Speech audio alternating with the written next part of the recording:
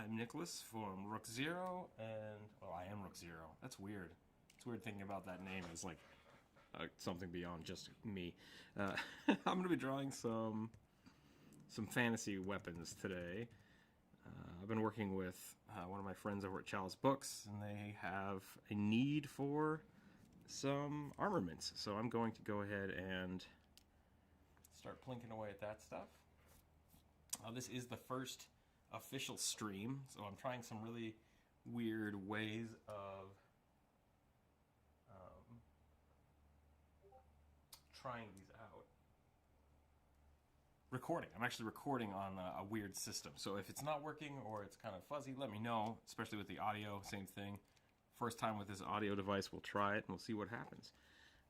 I'm going to be drawing a handful of different kind of medieval fantasy weapons, and I'm going to be doing that in a weird style. So I'm going to basically start with just this separate line so I can keep it symmetrical. There are a few ways if you update if you're using Photoshop, or I think Procreate has one, to do symmetry. You can just do symmetry that way. I'm going to do it the old way, just so I can take my time and do it the way I want. I'm using a round brush of varying sizes, as well as just pen pressure. I mean, that's it. It's that simple. I really like my line art. Like, it's one of my favorite parts of my pieces. So I'm pretty heavy with the black lines, and that can be something that you can edit later. A lot of people, when they're doing hard to draw and talk at the same time. That's cool. A lot of people, when they're doing concept sketches, especially for weapons, they'll start with just blocking and shapes, which is kind of a good way to do it. I, on the other hand, like kind of just doing outlines, and it's very similar. And I eventually do end up with a silhouette myself, but for a different reason and a different time frame. So I'm going to start with just a blade, which is just going to be a super generic sword. We do need to think that the sword is probably going to continue on, so that's... I'm going to be drawing everything. I'm going to be talking a whole bunch, and we'll see what happens. So, how are you guys?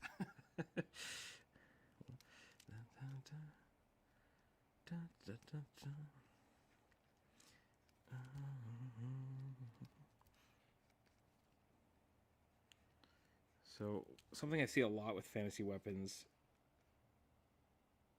is a lot of people will go kind of just crazy all over the place with it. Like, we just started playing Monster Hunter World, and their weapons are ridiculously huge, and that's totally fine. And the way I'm drawing this right now is probably going to be the same off the bat. It's going to look too big, and it's going to look crazy, and so I'm going to initially do a sketch. I'm going to mirror it, I'm going to see what it looks like, and then I'm going to start cutting it down and try to make it look really functional and really sleek. But I do want to get those shapes in there, and so that's why a lot of people, as I've said, start with their shapes. They start with just a silhouette, and then they go from there. Yeah, I can already tell right now. If I hold down Alt, and I copy this, and I flip it, this is going to be a big, beefy boy sword. Yep, that's a big, beefy sword, which, maybe that's what you want, maybe it's not. So we can probably cut that down quite a bit. And it looks like that's what we're going to do. So I'm going to start doing that. And this is really the first tactic for doing this, is just be really fluid with your designs and, you know, cut them up, chop them up, and have fun with it. Because with fantasy weapons, it really is kind of anything goes. You just have to be aware of what you're doing. And so that's what I was trying to get to with the Monster Hunter reference. They want really big weapons. I don't particularly want big weapons. But if you know what you want from the beginning, it's a lot easier to start editing things.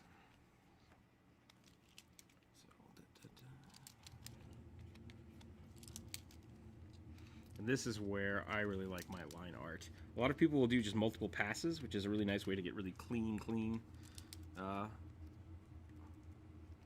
line art. I'm a big fan of having this little bit of overlap. It gives a little bit more of a pencil or a little bit of like a paper bleed effect to it. Some people don't want that, some of my clients don't want that, and that's fine. And then you just do it a different way. just finished watching The Witcher, so I'm really digging that like really slim line hand guard, the hilt. And because I know that this sword is supposed to be more of a generic weapon, I'm not going to leave a lot of space right here. If you did want to do something that is more iconic, or something that people will notice, you really need to do the hilt. Like, the blade is always going to look... Well, I see a lot of people like, yeah, this is my sword now. It's like, cool, it's just a giant... It's a buster sword, awesome. But when you're drawing pictures, the blade is either the main focus, or you need to focus on your character. And if you want it to blend with your character, the hilt, I think, is where it's got to be something interesting. Because depending on what you do with that, like, you can come up with a lot of really cool, unique ways to edit the hilt. I think I am going to do a VOD for this.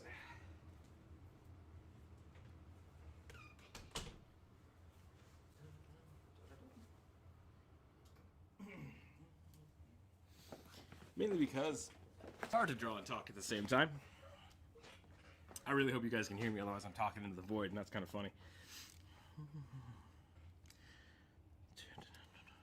So, I'm making generic soldier sword right now, and then I'll go on to something a little more fancy. I really like this old school Arthurian bend here. I don't actually know if that's ever been on a real sword, and that's the cool part about fantasy art. So I did have this guide that I built, which is just a little cross brace, just so I can keep that line straight. Just put that out there so you guys know it exists. And I think that's all we're going to do for this first part. I want to get all the things I can done. I just put that on the wrong layer. Boop, boop, boop. Before I do the symmetry. Because after the symmetry is done, we're no longer going to be able to incorporate both sides. It's going to start becoming asymmetrical, which we do want. But for this stage of just kind of copying out the blade, we're going to want to try to do as much as we can. And this process is how I do a lot of my weapons, even for posed figures. Just because as long as you do this, you have a reference for the weapon, and then you can start drawing it in 3 dimensions if you do need to redraw it. But having a copy like this, I think is really important. I'm going to get some weird stuff going on this handle because I like it.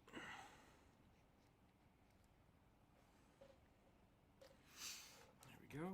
Now I'm going to copy this over. Holding down the shift key to make it locked. I'm going to do that. I'm going to turn off the... Whoops. Turn that off. And now we got a silhouette. Great. That's a nice medium-sized sword. I think that's pretty good. And now we can go in and we can start cleaning up these lines. I'm going to merge the layers.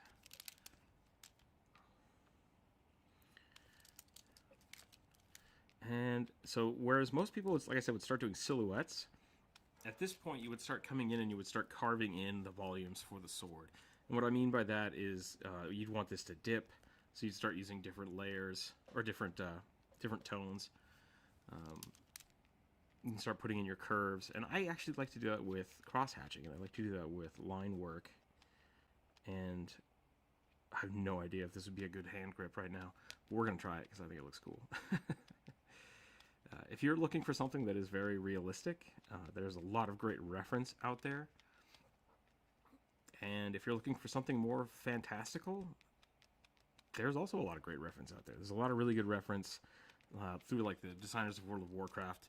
They have tons and tons of weapon designs that you can absolutely use for reference. And when I say that, just get inspired by them. Look at them. Think what you like. See curves, see lines, see augments and builds. For me, this part right here is the most important part of the sword. So I'm really going to spend some time going to town with that. And then this is probably the second part, and then for me the third part is the blade. Because the blade's always whipping around everywhere, and you're never actually going to see it great unless someone's just holding a sword up. So, thank you, Alfred. I will keep going. I'm going to try to take a look at the chat here from time to time. My setup is not ideal, and I will keep working on that, but I do have to crane my head over. So if I don't respond to your comments right away, no, it is not intentional, and I will do my best. But so see, just those little bit of lines can really start adding some depth to it. And that is, if I come back and paint through that, I might even start removing those lines. Really thin them out. Just want the one lines that are going to give me the best look. So let's start working on this brace, though. I think we're gonna go. You know, this is the first sword I've done on a live stream. Hey, John. Welcome. For the first sword, I think we got to do a skull, because that's kind of my bag. So I'm going to make a new layer. I'm going to try to follow that same line.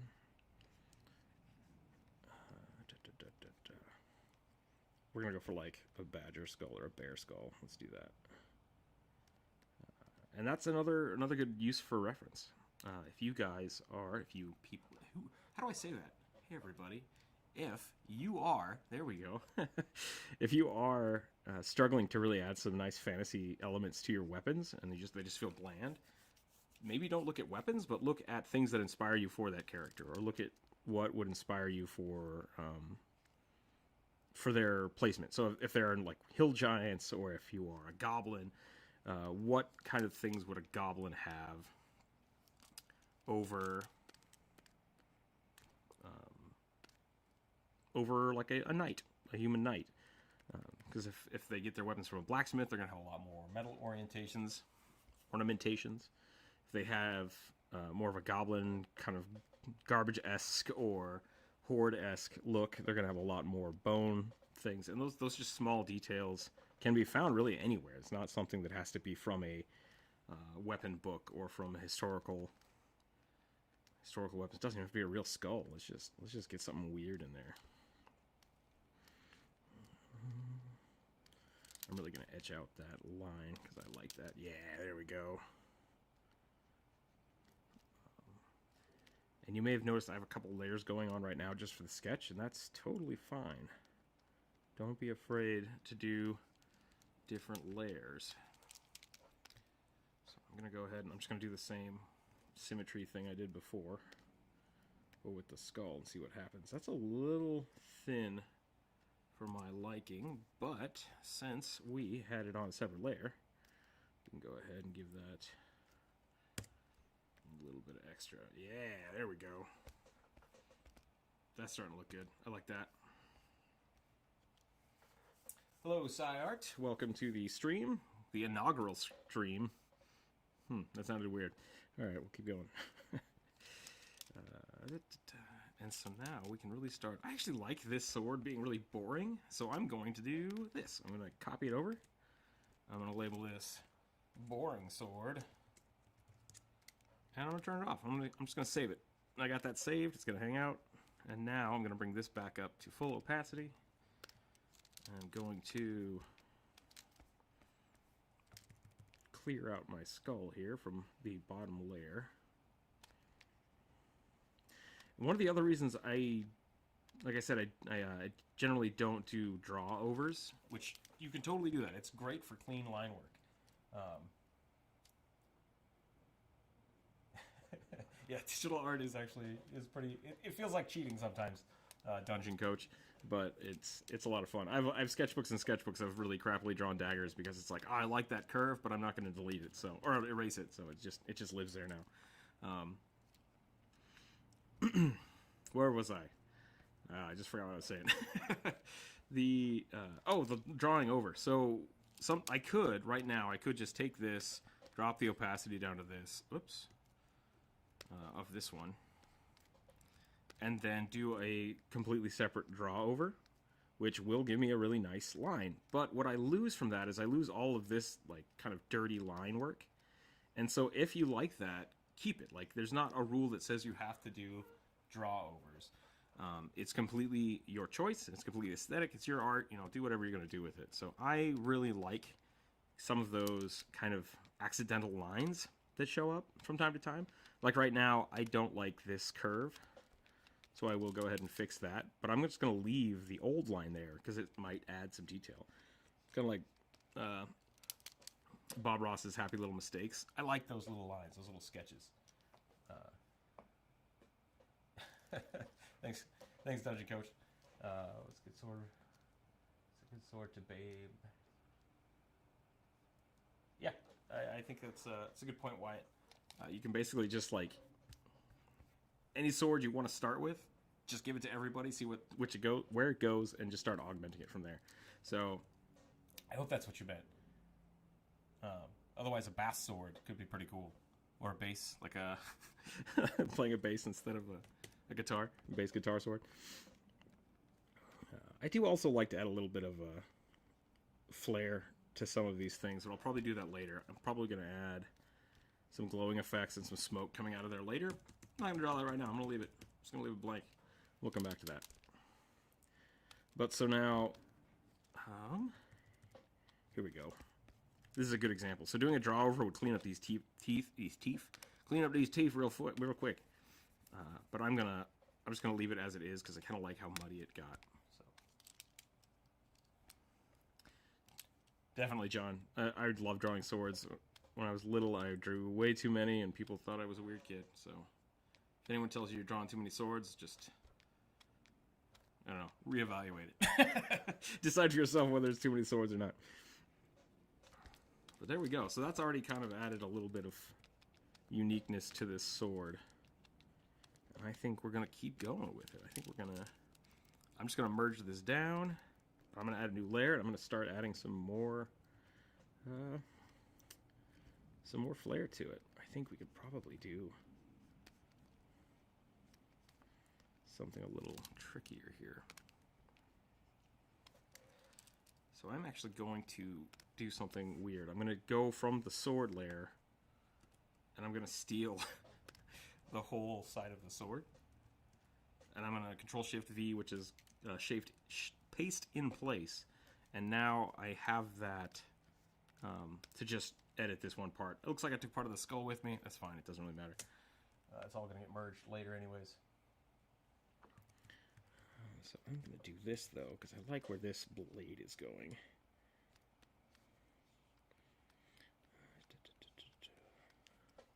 So for me, a lot of the aesthetics of drawing, of what I think look good, what I feel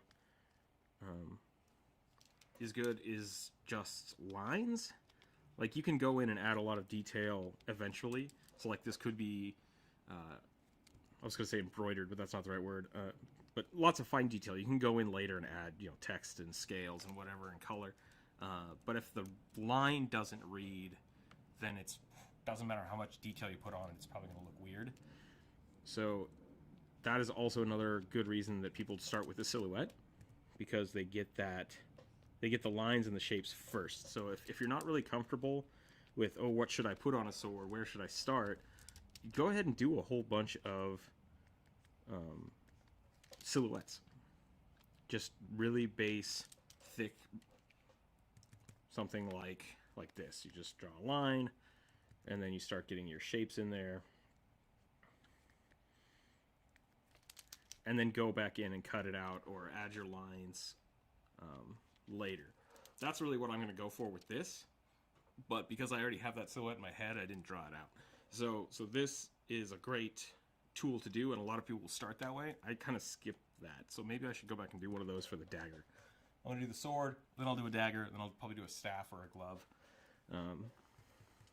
And this one is this is how I normally do it. You can also see there's a variation between the skull and the handle line.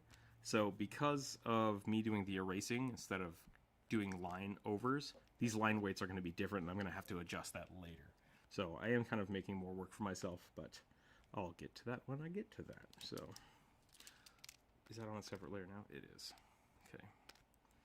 I will keep that for the moment. Put that on a new layer. Just hide it. So we're back to this. Here we go, here we go.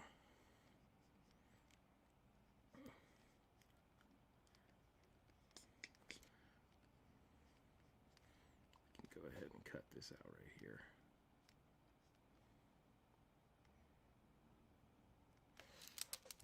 And now I can just go back in and erase this, get that out of there. I think a lot of people kind of get absorbed with their lines, and part of that comes from, like Dungeon was saying, it comes from being used to putting a line down and then having to erase it, being kind of difficult in traditional media, especially with painting. Painting is a lot more unforgiving unless you're doing oil paints or something. But with the digital medium, like, it's totally cool to erase. And sometimes I do like erase half of it just to get a redefined line. And once again, that adds more, kind of more texture to it, which I really like. Ooh, actually, I like that. See, it's a little straighter than it was before. I'm going to reiterate that, and I'll just come back in and erase it. How's that look? It looks all right. We're doing all right. Yeah, the symmetry tool is pretty great. I have not updated my Photoshop on my Cintiq yet. I will eventually do that, but last time I updated my Cintiq, it made everything bogged down, and I couldn't stream for a while, so I'm scared. I'm scared to update, but I'll do it eventually. I'll do it eventually. The thickness of these lines are bothering me, so I gotta go in here and clean it up first. There we go. I actually like that. We're gonna keep that little extra lip over here. We'll add some depth going on there just for fun. Okay, back to the blade skull. Ooh, that's what we should call the sword. We should call it the blade skull. Ghost Rider is pretty good too. Sword of Vengeance. Man, Ghost Rider is one of my favorites. One of my first comic books was I think Ghost Rider versus the Hulk. I don't know where I got it from, but I got it and it was awesome. And it probably influenced me a little more than it should have. Let's go. I don't like that. We're gonna keep that. Thin that out a little bit. See, now I've been doing some fun stuff because I've been on the wrong layer to be doing that. But we can drop that down. So this is one of the things I was talking about. I erase 90% of the line so that I know it's still there. But I am going to copy this whole layer, this whole image. Control T. Yep. There we go. And we're just going to match it up over here. And that's kind of the benefit of having part of that skull with us, is we know where it's going to be. Maybe. That'll work. And now we just need to go back down here and erase this stuff. Yay for cheating. Just go back in and clean up our layers here. Yeah, there we go. That's looking pretty good. I'm going to merge that down and keep working. So that might be a little more complicated of a sword than we needed for this one, but we're going to keep going with it because I'm liking it. We're going to go ahead and clean this up. I want these to be metal bands. Something to hold on to, so we can just go ahead and erase that. And I want these to be more of like a bladed pommel here. Pommel? That's not right. Is that right? I think it's a pommel. Let's clean those up.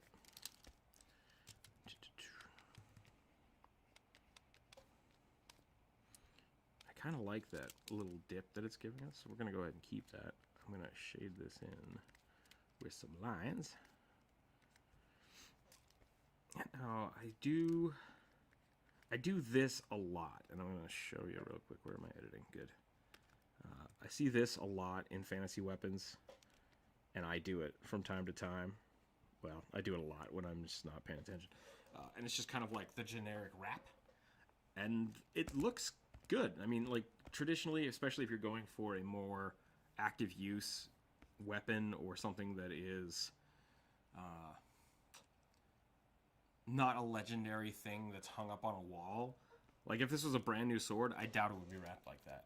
So if this is something that is on your barbarian, it's on your fighter, and your fighter's, constantly beat up and hurt, and this is really well worn, it's okay to do that stuff. But if this is a newer weapon and it's brand new and it's supposed to be clean, one way to get around making it look messy is to just really be careful in your execution of it. So, like, if it's brand new, the leather wrap is going to be nice. It might be metal wrapped, so it's not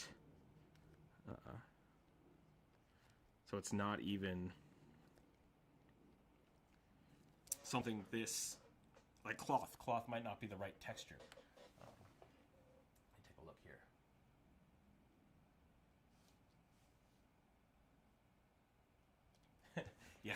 Yeah, Dungeon symmetry is pretty great. So that's one way to keep your weapons, like really define whether or not this weapon is something that has been used a lot or is brand new or magical. I think that's something.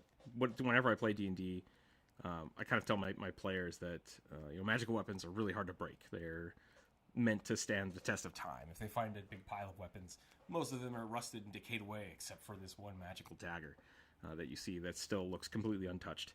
So that kind of stuff can make a difference if that's what you're wanting to do. And now that I've got to this point, I could probably go into something a little different. So I think this sword was probably made out of metal. We'll say the hilt just comes right out of the same blade, so we're going to make it etched like that. And we'll inset something inside of it here.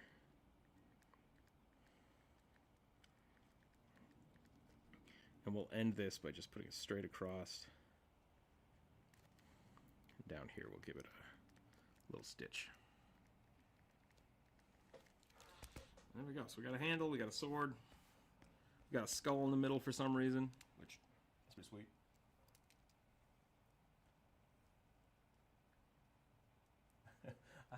Would a vibranium sword cut through everything, or would it just make everything bounce off of it? Like, that would be pretty cool to have a sword that somehow did bludgeoning damage or sonic damage. I'd be down with that. So let's go ahead and get this in here.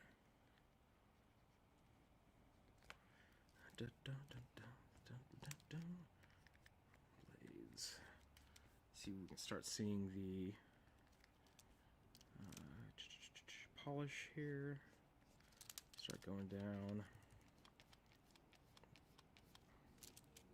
What layer am I on here? That's good. I like that. We can keep that. I actually might take this up into... I'm going to do a crossover quick. And then this. I'm going to do that. I'm going to do this.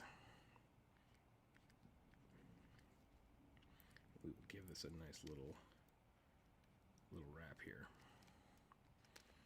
Now I'm going to finish this off by saying this is something that was added by the user, not the blacksmith. And we're going to give this a little flourish. Because why not? I like flourishes, and it's my sword.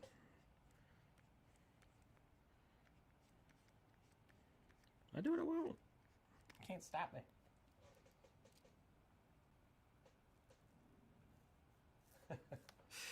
Hammer on one side, sword on the other. I like that idea. Okay, we'll do that. Just go through here. We'll cut it. Okay, so we got one weird sword. I'm actually not happy with the skull right here, and I'm not happy with it because it's just blank. Like, that is another big thing I see in a lot of fantasy weapons, is people will purposefully make their weapons huge, but then like a big part of the hammer is just a big flat piece of metal. Like, there should be something there. So what I'm going to do for that, what do we got going on here? Let's merge these layers down. I think we're going to go with, I think we're going to do this, because I had that. If we look back at this, I think we can switch that to something that's going to be a little more external. I might be getting a little close to Frostmourne here, but I love Frostmourne, so whatever. We'll see where it goes. I'm going to put this here, and I'm going to let that do this. Yeah. Oh, horns. Horns on things are cool.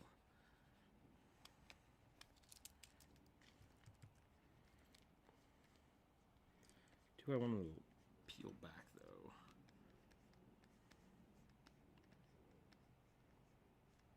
How's that look from far away? That might be a little clustered.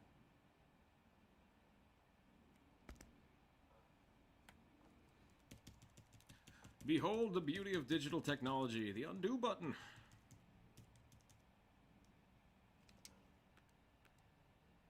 I am indeed drawing on the wrong layer anyway, so that's good. So let's go ahead.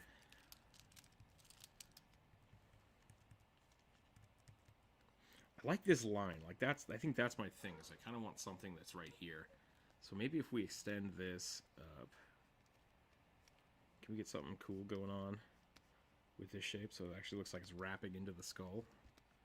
Because that could be pretty sweet. Ooh, I like that. I like that thickness. Let's go ahead and drop that opacity down just so I can see what I'm doing.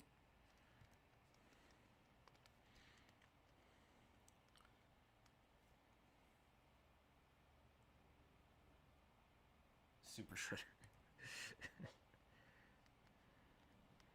Alright, so we're going to do this.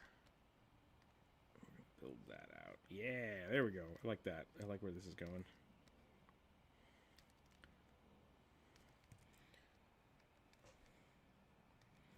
Okay, so we're going to do that.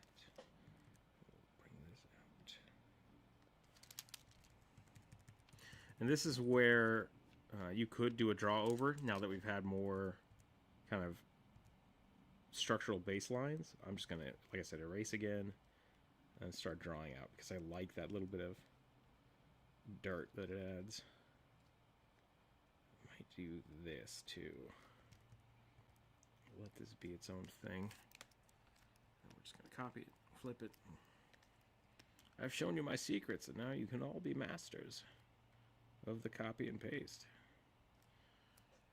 Do. Dig it. All right. Merge that stuff. Bring the opacity back up on that. We're going to go ahead and clear out these lines here.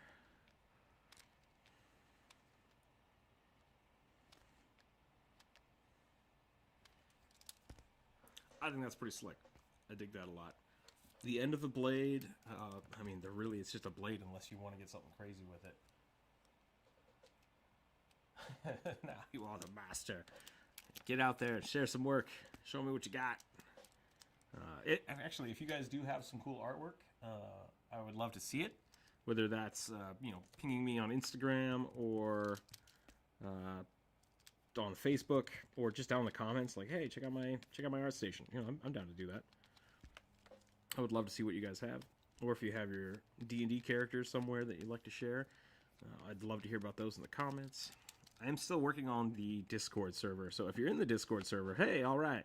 If not, I'm thinking about opening that up to the public here soon, but I've got to make sure my moderators are ready, and we have the permissions set up properly for that, so that might be an option for people. Now, when we're doing swords, there are two things to think about, and I already broke one of my own rules, and that is that if you make a sword like this, your sheath has to look like this, so that it can come out, and that looks real dumb. So, swords should always go to a point, and this is just a kind of an over exaggeration of that bow line of a sword. Because even like Aragorn's sword, which I think is probably one of the most beautiful fantasy long swords, two-handed swords, it should be really straight, and it gets really weird and curvy. So, if you want that sweet curve, and like I said, it's your sword, but whatever, just be aware that it's probably not correct. There are a few leaf swords out there, especially short swords will do that, some gladiator swords, but usually they're straight. You think they're not, but usually they're straight. So I'm actually going to bulk this out a little bit, just so that it, because you can see if I draw a straight line, yeah, that's how much I tapered that. So we're going to go ahead and try to see if we can, let's start here and we'll go up. Let's see where that takes us. It's pretty close. It's pretty close, but we just need to make sure I erase the correct part of the sword, or the correct part of the line. This one I think is going to be a little more off. Yeah, so I erased the wrong side of that as well. That little bit of the line just really makes a difference. So by this point it probably wouldn't have that groove. Groove is probably going to go up here where it's really thick, and then it'll go down to like just the sharpened bit. Yeah, Yeah, there we go. So messy. So messy.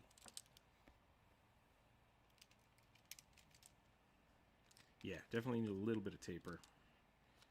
Just don't want to go crazy with it. Alright. And if you want to go something crazy, like I said, this does make me think of Frostmourne. You could definitely do something like this because, hey, it's a fantasy weapon. Do what you want. Especially if you're doing like a warlock packed weapon. You can really make the blade kind of customizable, but if you go too crazy with it, it stops looking like it would be useful. A lot of people will go a little too crazy. Monster Hunter is just, they go so bananas with their weapons. You really got to think about the function. So for this, I think that's going to be too much. I don't really want a serration, so I'm going to save that for another weapon. But I think we're going to call that good right there.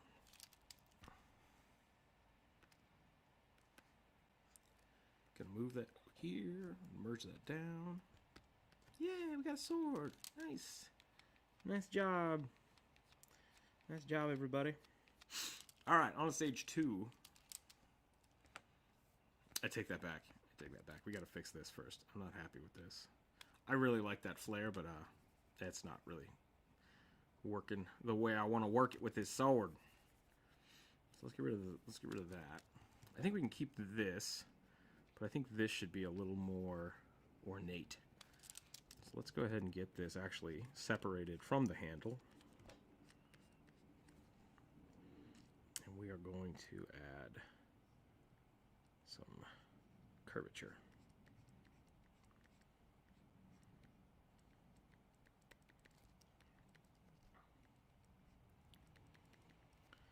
Yeah, I think that looks better. It also separates the handle from the guard a little more, which is good. I might just fill that in, actually. That looks kind of nice.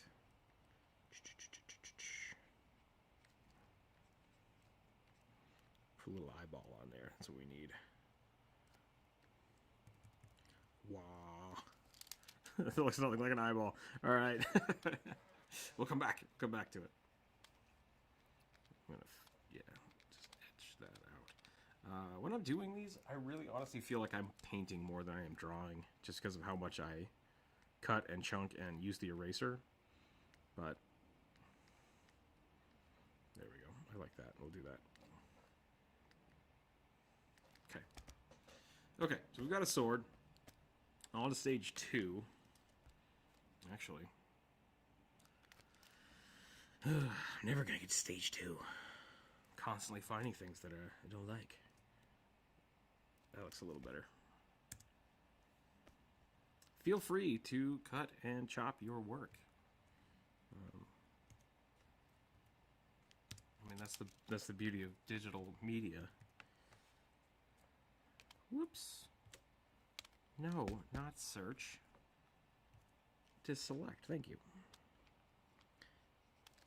I remember when I was in college, they had us do a bunch of projects where we were just cutting stuff out of magazines. I'm like, why are we doing this? This is really dumb.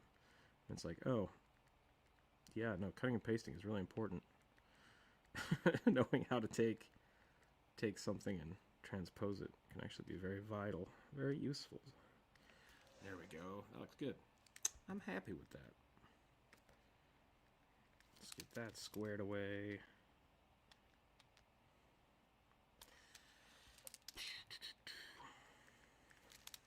I wonder if we can make that a little etchier.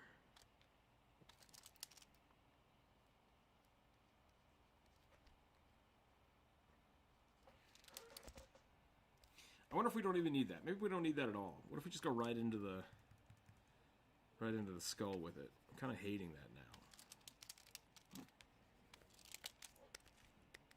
now. Oh, adventure. Oops. Beep, beep, beep, beep, beep, beep, beep. Okay, we have that cool stuff going on. We'll just do that. really connect those.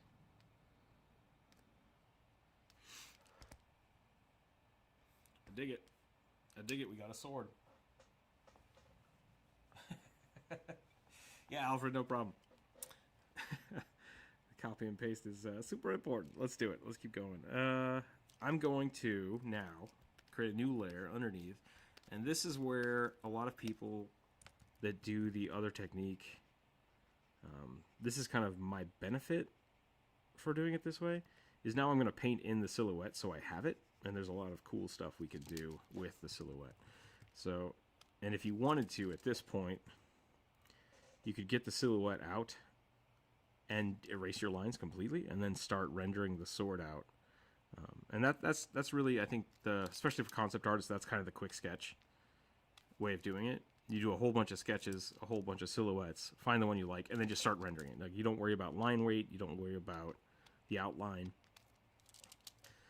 And from time to time, I'll do that for certain things, but I really like the line work, and I'm probably going to go back in here after we're done and do another pass of shading, another pass of hashing, and with just the black round brush again, just to make it look a little more hand drawn, because that's the style I like. So.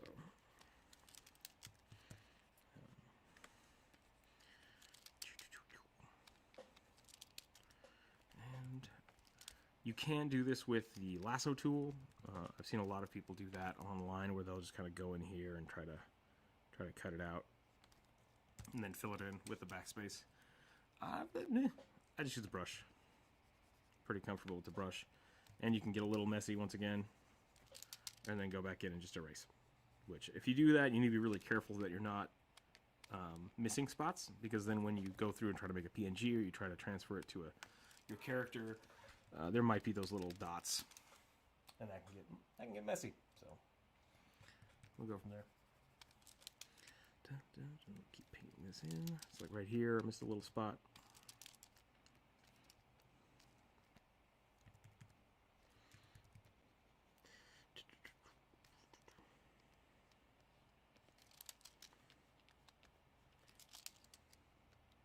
Just get this done with real quick.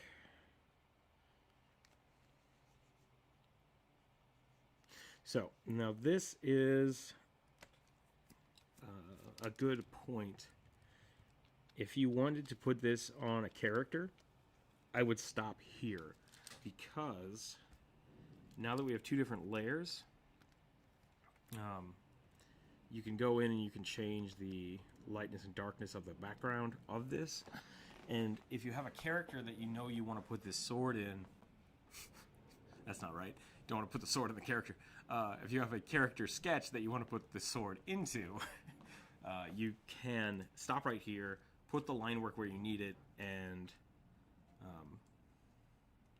really start playing with... Oops. We'll just do this. That's what I'm talking about. We're going to do a free transform. We're going to do a skew. Let's do a skew. So if you have to play with it and like change the direction of the sword or the angle of things, you can do that now and then start adding your detail afterwards, because you don't know how the sword is going to be bent. You might have to change the volume, the shape. But this right here is enough to give you a good perspective idea of where you're putting your sword, where you're placing it. So most of the time, if someone has a sword that they want to show off, they're like, oh, I have this character. They've got a really cool broadsword. Usually you want to build that in a way that you can show that off to them. So they would want to have the sword in this kind of profile image anyways. Or you can do like a bust and have the sword next to it just to kind of separate them. So generally when I'm doing fantasy weapons, I do it like this first regardless, and then I start trying to put it in the scene now that I have the base idea of it. And whether that means I have to completely redraw it, or if I have to, start from a different kind of sketch and say like, okay, the sword's going to look like this, but I know it has these prongs, and I can start, breaking that down. This is usually where I get to and I stop before I start thinking about, is that going to be in the picture? How are they going to hold it? How's it going, Andres?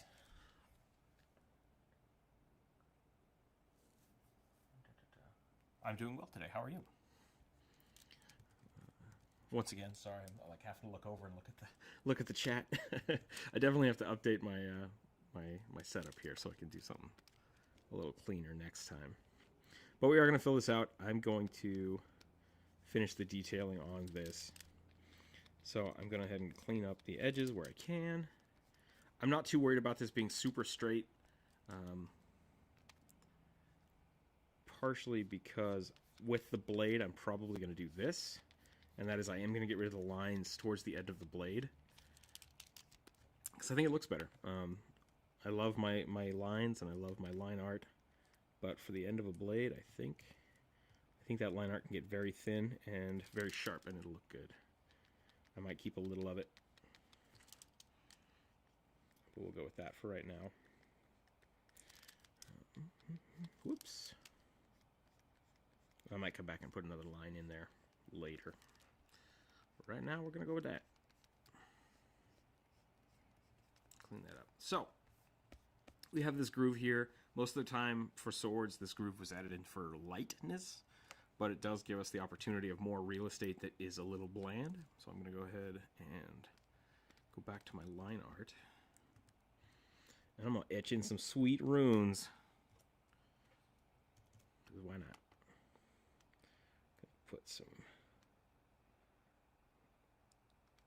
Now, if you want to go in and actually find some runes that you like to put in there, that's great. I like to hide notes sometimes.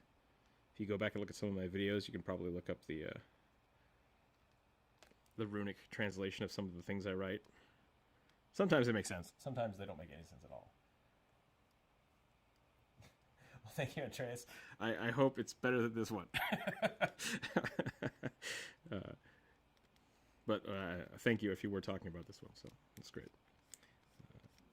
I'm actually curious to know how many people here are actually drawing along or are just kind of drawing their own thing. Because that would be interesting for me to know. I really like sharing artwork with other artists. And I like seeing what other people come up with, especially when you have the same prompt or you have the same kind of base idea. Clean that up. Yeah, you know what? I do want that outline, I think. I think I'm going to go here. I'm going to drop it, but I'm going to make it a lot thinner than it was. Yeah, that looks super good. Yes, yes, yes.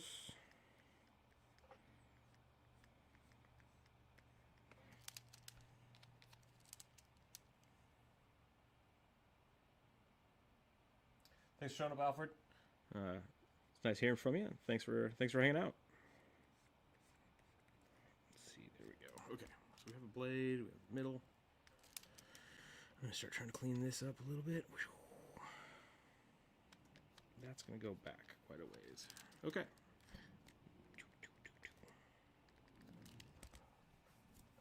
Ha ha ha. I almost want this to come out of the mouth. Maybe instead of runes, we'll just do some sweet etching. I guess that's kind of the same thing, but I almost want to do it like this. Keep it. Yeah, there we go. And then we'll cut into it. The vomit sword. The demon bile. 1d6 acid damage. Nice sci art. Keep working on that. Projects are always challenging. It's really hard to. Sometimes, some days at work, I'll be like, "Yeah, when I get home, I'm gonna draw this sweet thing," and then I'll get home and be like, "Yeah, now it's time to just, I don't want to do it now." And I think it's partially because like having to draw on a schedule really kind of stresses me out. Totally have to do it sometimes, especially if you're in art school. But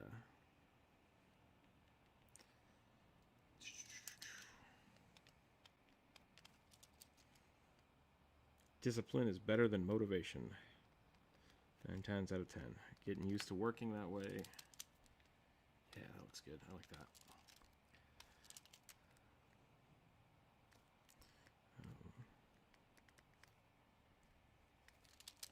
So you can see even after, so I filled this in and that's given us a little more value shape. or the silhouette of this weapon. And now I'm going back in and doing another pass of detail. And that gives us kind of a second pass of what we think this thing should look like, what it needs to look like, and we can always go back and change it whenever we want. So whenever you get stumped and you don't like something, you know, it's fine to erase it. Just go back in there and chop it up.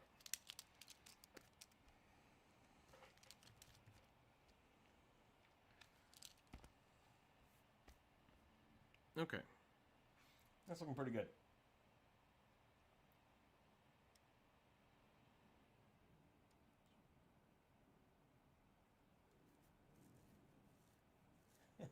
That's a good point. This still follows the Ghost Rider motif. So I don't know what I did right here. I gave him little ears. I made little skeleton ears. I'm not super excited about that. So let's go ahead and fix that. I could make them actual ears, which could be interesting. Yeah, this is good. We can do that. I kind of want this to come out farther though.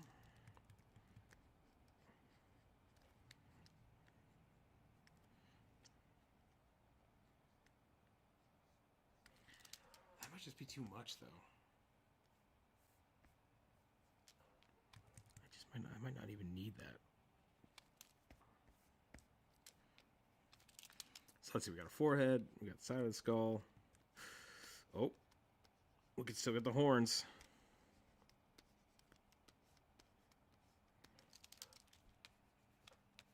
How's that look? Is that a thing?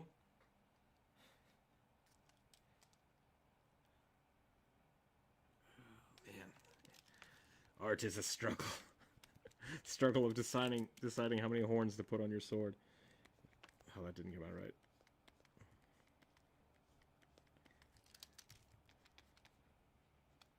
Feel free to pick up as many tips as you can glean from this. I hope it's more than I had intended. There we go. That's what I was missing. That looks good. I like that. Got some more shading in here, so we'll just pop that out. Come around here, do that.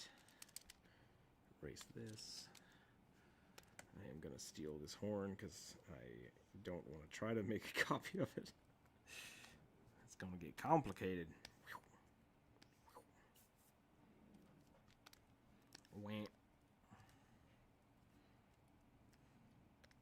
That sound effect was intentional. You do need to do that if you want your things to copy correctly. Just letting you know that right up front.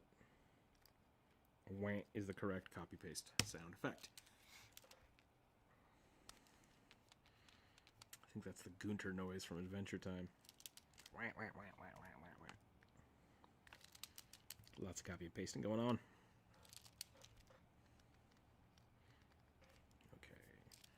How's that going? I always zoom out too far. That's looking pretty good. I'm pretty happy with that. So let's go in here and edit the silhouette. Now I will show you the fun trick that having both a silhouette and a line art layer can achieve. Clean that up.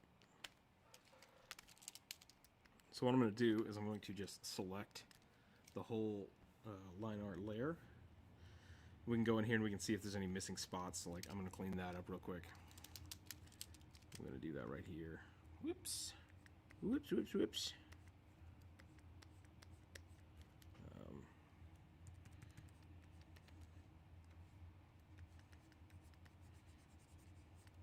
If you don't know what I'm doing, this is the mask tool, the paint mask tool. It's in Photoshop. I don't know if it's in Procreate. I will have to ask Dalcor someday. I can just go through here and I can edit the mask just by painting black and white on it. Or selection editing, not masking. I'm sorry. We're gonna clean that up right there. Get a little closer on that.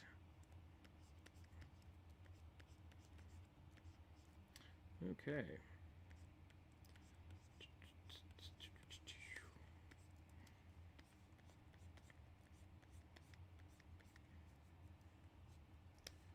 Okay. Oop, yep, I missed a spot there. Go ahead and do that, do that, do that, do that, do that, do that, do that, da da da da da. Oops.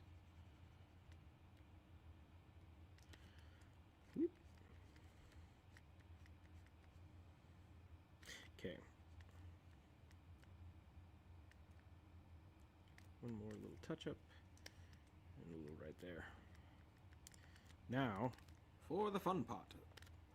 So I've got that selected. I'm going to go ahead and grab my... fill that in one more time. I'm going to drop that down. Right about there. And now, what you can do from here is we can create a new layer. We're going to go ahead and go 50% to 20%. I'm just going to go like that. Bink! Yeah. Okay, so that's giving us just a base value. Drop that to multiply. Click back on this. So this is just the value layer I just made. We're going to come back to that in a second. But we can make a completely new layer. And grab our colors. Any color we want here. So let's say I'm gonna go with kind of a darker red. And now that we have this selected, we can start painting in the whole color that we want.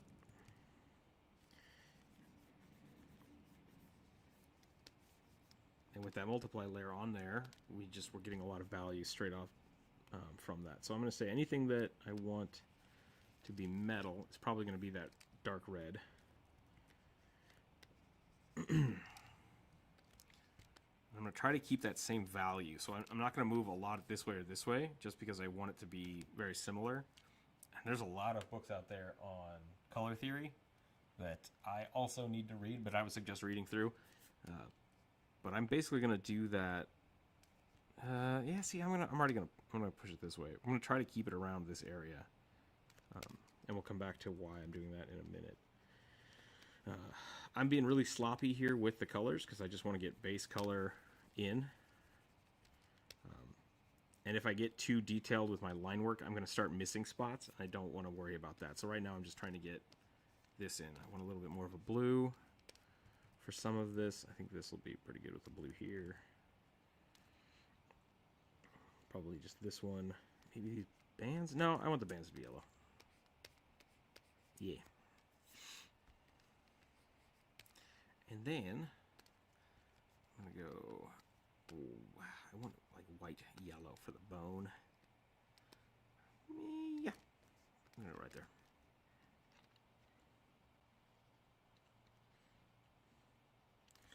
And we're going to follow that out this way. And see, now that I've overpainted on some of these, I don't have to worry so much about hitting these edges, because even if it's not filled in, the color's already underneath it, and it's going to look good regardless. So I'm going to do that. I think this might look okay with an undertone of it. So let's copy that out. And then I'm going to grab this. So I'm going to turn off that layer. I'm going to go back in here and I'm going to blend these two. So I think that'll probably look pretty good. There we go. That's the color I want. I'm going to put that on the horns as well. And this is where painting comes in. If you've never painted before, get used to the eyedropper tool, which is hotkey to the Alt button. Thank you, SciArt. I'm glad I can make something you enjoy. Punched God, no big deal. Punched God, no big deal. Nice, cool name. Thank you. Thank you for the compliment. So here we go. Okay, so get used to the Alt tool. Just start grabbing the colors and really start blending. Let things kind of get a little blended sometime. You can eventually get too muddy, and that's why I like starting with colors that are all the same value, because then if you really start getting too weird, it's easy enough to kind of go through and clean up. But we will start adding some more vibrant colors, and I'm going to start adding some very, very saturated colors. But for this right now, I just kind of want to get the base idea of what these colors are. I'm not liking that. I'm going to go ahead and get a pretty solid white here. I'm going to go real light And I'm going to try to grab some color in here. Nope, too dark. Until I get the color I like. But because we have that silhouette selected, I don't have to worry about painting outside of the lines. I just have to worry about getting things where I want them. Another way to go about doing that is you could create a new layer on top of that gray layer and use the pixel lock. And then that way, even if it's not selected, like it'll only draw on the pixels. I don't like doing that because if I missed a spot or there's a spot of value that is not quite selected, you will not paint over it and it looks really weird. So I like this method a little better. But you do have to go in and make sure you have all your spots painted. And then I will keep this gray paint on here just because you see I missed a few spots right here. And as long as I have that base gray layer underneath it, you won't notice it. And eventually I will merge these layers together. So that's kind of my little trick for the day. Always have a background silhouette to kind of keep your colors solid. Okay, I like that. I like where this is going. Once again, all round brush. Like, don't worry too much about crazy brushes. You can eventually make your own brushes if you're comfortable with that. But in the long run, I have the most luck with just a very simple default round brush. And I can start getting my flavor in here. I like really adding some nice little color details.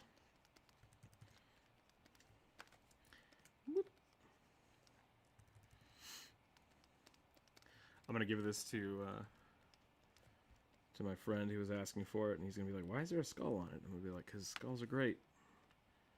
And I felt like making a skull, and then I'm gonna have to go back in and just make that boring sword again, and it'll be fine. Nothing wrong with making copies of things. You know what? I'm not too happy with this color, and that's okay. We will figure it out together. Let's get some white on these teeth. Make these teeth scary looking.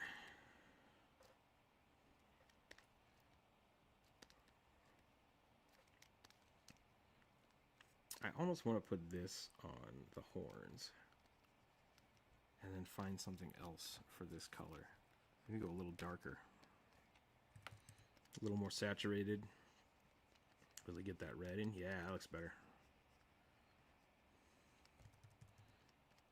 I'll start blending that in with this horn color here.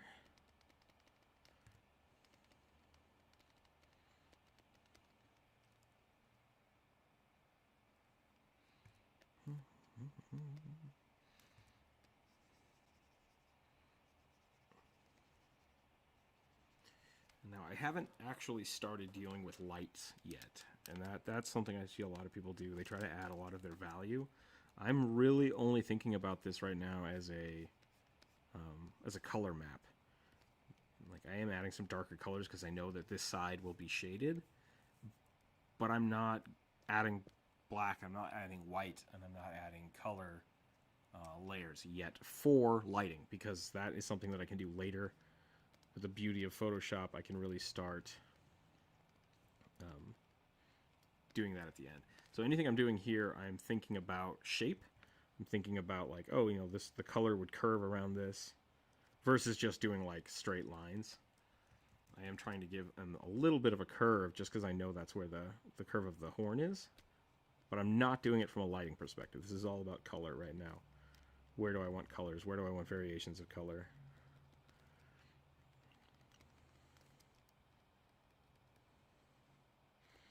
Actually, I think that looks pretty good. Let's do that.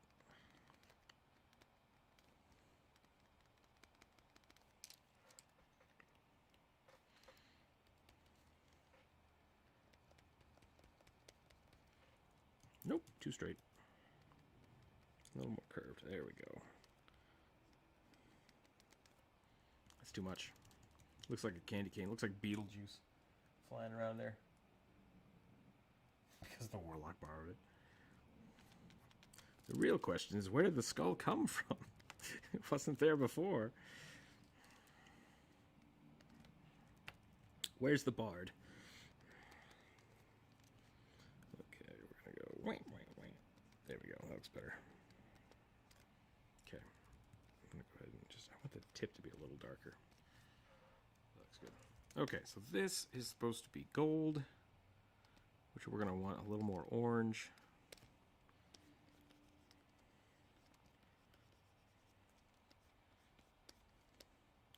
I'm just going to kind of make it right in the center. The more centered this is, the darker I want it. All the edges get a little worn off, a little buffed, a little shinier. So we're going to not worry about the color getting all the way there. Yeah, all right. This, on the other hand, I think we want to go a little less saturated. I think it's a little too red. So we're going to drop that saturation out. I'm going to keep the same level, the same brightness level. That's some questions you don't want answered. Yeah, maybe nobody liked that bard. Maybe maybe he wanted to roll a new character and we needed a good out, but he wanted to stay with the party, so he volunteered his skull up for the sword. All right, I got dark. We're just going to keep painting this. This is where it can get fun. So we have this red color. I could go the opposite and make like a bright green, and even without it being super saturated, that's gonna pop. But I think on the other hand, I'm gonna go same color and just really let that go in there.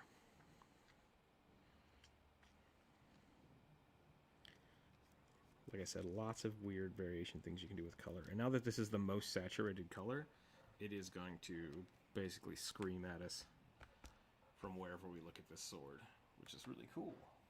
And I think that's good. So, now I can see while I'm looking at this that there are still some spots I missed with the selection. So I can stay here and I can erase that. And we can see the gray behind it, so you might have to erase 2 layers, which is kind of a pain in the butt, but that's okay. Same thing over here. It's a little bit of the bleed from the selection. And we'll just clean that up. We'll clean that up as we go. I think right now actually is probably a good time. I'm going to merge this layer down with this should just be the color layer and the gray layer. Correct. I'm going to merge those 2 down. So now they're one layer, and I can go back in and I can clean up all this kind of splash, and it's not going to destroy my black line, which is awesome. It's going to kind of redefine that. I have some weird leftovers here that I'm pretty sure are on my they're on my black line layer. It's fine, we'll just clean those up. That's a little too thick. Back down here. You can see we're getting some really cool definition going on here.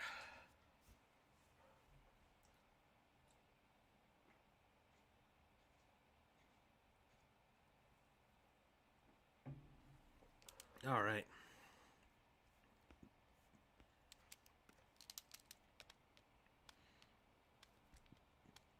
Do a little cleanup.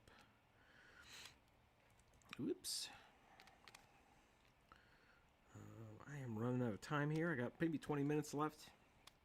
So I'm going to try to bust through this next little part, and then I'll come back in and I'll clean the rest of this up later. So I did have this layer on here now, and this was, I believe,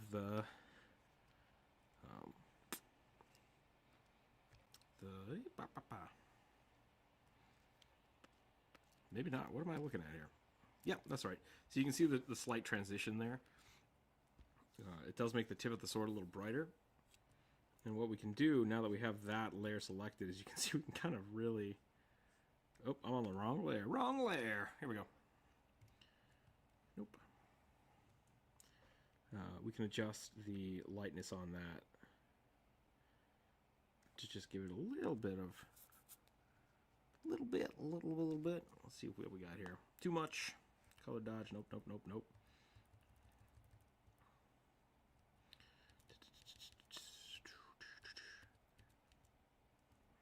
I think we're going to go back to multiply. Color burn looks pretty good. I'm going to stick with multiply. So now this layer, which I don't know if you can see it. it is just that light transition. But this is going to be our shadows. So I've put that on there, and now if I go in, I can use a mask if I want, just so I don't destroy that layer, and if I need to change it, I can. And I can start painting out anything that shouldn't be shadowed. So like I can, let's make it really, really dark real quick. So let's just put the output. Yeah, let's just drop that. Can I do that? We've got that paste already, so let's just go ahead and do it this way. Let's change this up. I'm going to use, I want the shadows to be a little bluer. So I'm going to go from a black to a white, and then use the gradient tool and boop. Wrong way though. And the reason I use the gradient tool for this is because then you get a nice little blend where the shadows will be really dark on one side and really light on the other. Yeah. Which I don't want this to be really, really dark, but I think I might want some shades up there, so I might just go this way? Yeah, we'll do that. Whoops. Now I'm just going to go back in here, and I'm just going to paint out stuff I don't want. You can almost do this the other way. We could start it completely blue, just make a blue layer with multiply on it, and then just go in and mask out whatever we don't want. And this is actually a good time if you do have like a really nice textured brush. You can start getting pretty creative with it, just so it has really fine details.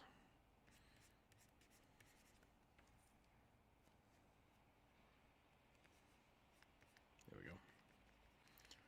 So I'm going to try to get this on here. Do that. And then after I'm done doing this, I will drop the opacity of this layer so that it's just kind of light. I might even do it as a soft light.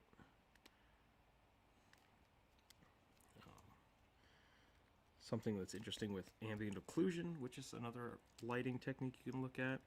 Things that are really close together, like this gap, will usually have a lot more darkness to them. So there's quite a bit of stuff you can do with that.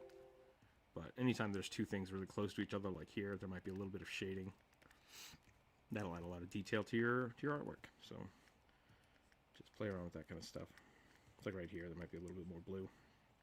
Right here, I'll probably leave a little bit, not a lot, and it can be kind of gradiated. Same thing in here. I generally don't do spend a lot of time on these because my commissions are usually pretty quick. But if you really want to spend extra time and make something pop and look real, this is where you can spend a lot of time really making those things pop out and look really sharp and nice. So I can do that. And once again, if you see, I'm switching back between the white and black because I'm painting on the mask layer. So, and this is where I like to get a little fancy. If I know there's a little bit of lighting, I'll just come in here and I'll just dot it out instead of painting on it. A little bit on this horn. And so because I already have my colors in, I don't have to worry so much about mixing up the colors, because my base colors are already down. Get a little bit over here. What have I done? There we go. Got it. Nailed it.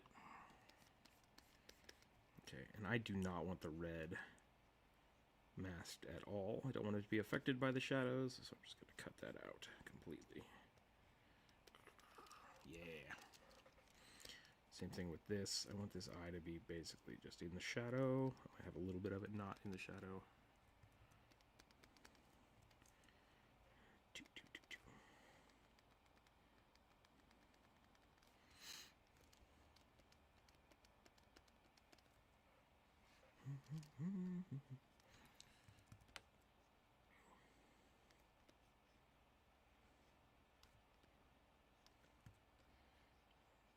Anywhere light could poke through just slightly, we will try to get a little bit of glow on. But we don't want the whole piece, we just want a little bit.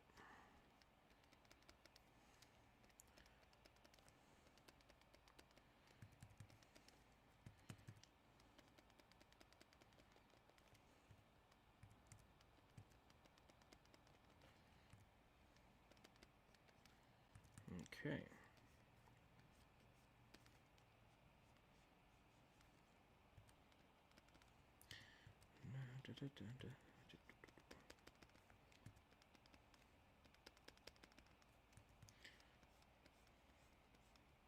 And now, this is somewhat complicated because there might be a little bit of bounce light, so I'm going to try to weaken the shadows around these really thin objects. But I'm going to try to keep a good chunk of them in shadow. There's a lot of really cool things. Like Scott Robinson has some really good videos out there on how to figure out this kind of rendering techniques. There's a lot of good books. If this is something you're really into. I see a lot of people jumping into this stage like really early on. Yeah, right. That's a good idea. I'll probably do a light pass over here with red specifically so that it brightens that up. It's a good call. But there are a lot of books. I see a lot of people jumping into the rendering stages before they have finished kind of getting that silhouette down or getting their line work down. And so they just keep throwing themselves at it, and then they're never quite happy with it. And I think a big chunk of that is because your base isn't finished. So always try to get your line work done first, or your shade, your volume. And then really go to town with this stuff. I'm going to leave that for the moment. We'll probably chop this up. I think this could look a little better right there. Get this down.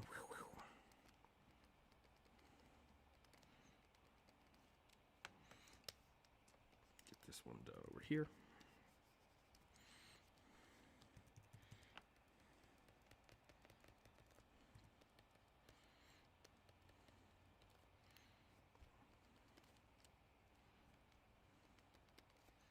Okay. And you could actually do multiple passes of this as well.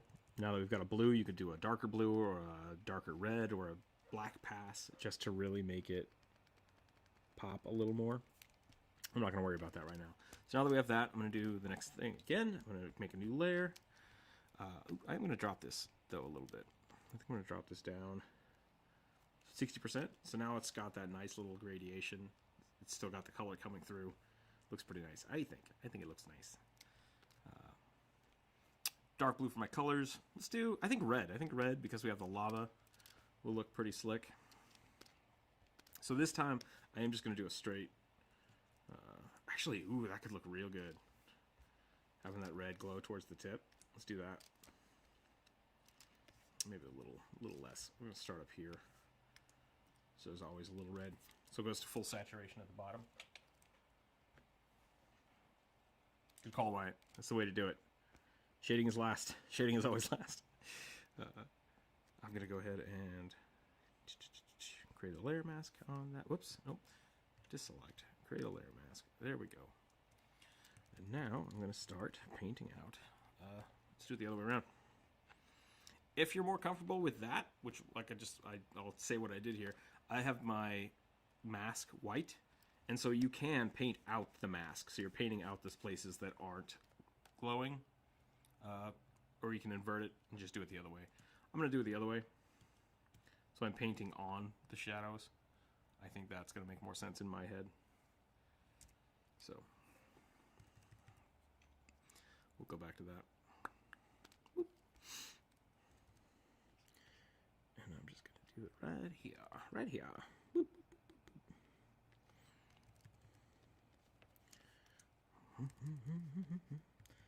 Try to get it on these edges, but not in the cracks.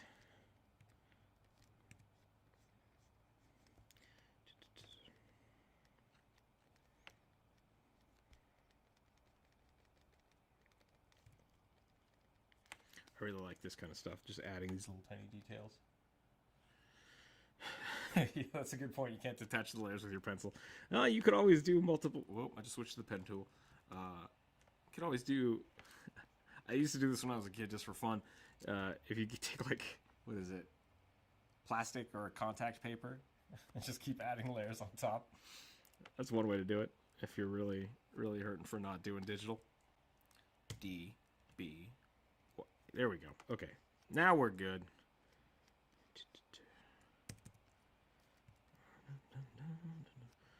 This might be a little too harsh.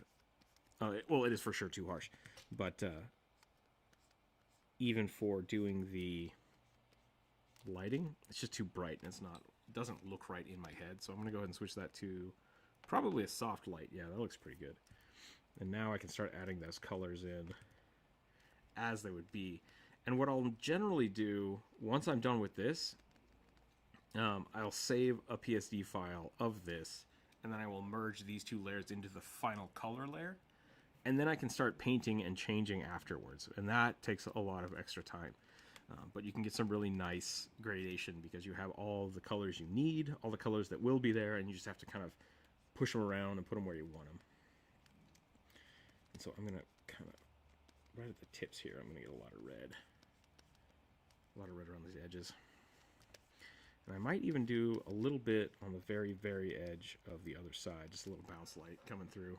But that's, once again, color theory stuff that might not be important right now.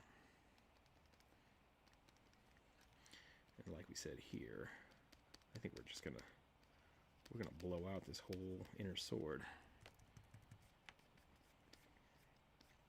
I'll leave a little bit of the dark on this side because it is a little shadowed. But over here where the light is, I'm gonna make that full red.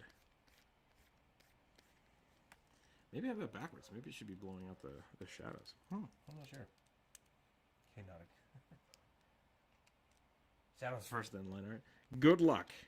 If you can do it, put it on YouTube, and I will watch that video. I will watch you draw backwards. People do it that way. People do, like I said, they do volumetric shading first without doing any line art. And to me, it takes so much longer in my head to do it this way. But you can get some really, really nice high rendered detail doing that. But I like my lines. Oh, I love them. So I think we're going to add a little more here. A little more here. I'm going to come through. Am I doing anything? I am. Okay. Let's switch that to a vivid or a hard light and see what happens. Nope, nope, nope. Moving things around. Oh, damn. That's not what we wanted at all. That's not too bad, though. We can fiddle with that. I think I'll probably just put it back on the soft light and be okay with it. I think we're going to call that there. We're going to call that good for today. That's our little fantasy sword. Oh, I forgot the eyeballs. We gotta get some nice necromantic eyeballs in here. Can't go away without that. And we'll just let that bleed out around the sword. Yeah, there we go. We got a sword. All right. Nice job, everybody. This was indeed the first live stream I've ever done as a drawing tutorial, so that was interesting. Thanks, everybody, for hanging out. If you want to see me do these some more, I could probably start doing this once or twice a week. In the comments, maybe put down what you want to see next. I do still want to do the dagger and the fist weapons, so I have to do a couple more of these this week, so I'll probably keep going with that, but I can start making a list of what we want to do. So thanks, everybody, for joining, and it's about 5 o'clock here, so have a wonderful evening, and I'll catch you next time. Thanks for watching.